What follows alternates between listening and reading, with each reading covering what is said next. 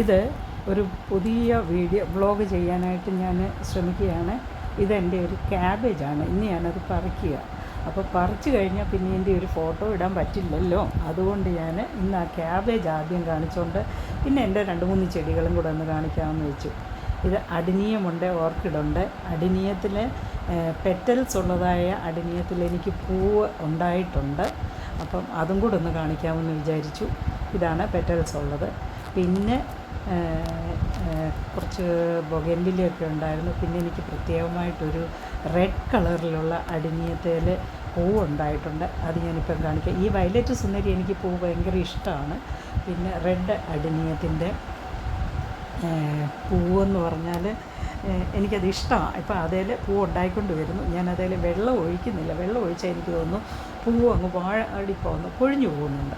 അപ്പോൾ എനിക്കത് ഒത്തിരി ഇഷ്ടമാണ്. അതുകൊണ്ടാണ് ഞാൻ അതങ്ങിടാമെന്ന് വെച്ച്. പിന്നെ ഈ ബൊഗൈൻവില്ലയും നമ്മുടെ കടലാസ് പൂ സ്ഥിരം അതൊക്കെയുണ്ട്. അപ്പം ഇന്നത്തെ സ്റ്റാർ ഏതായാലും നമ്മുടെ ഈ ക്യാബേജാണ്. ക്യാബേജ് ഞാൻ പറിച്ചു കൂട്ടാനും വെച്ചു. Okay, bye.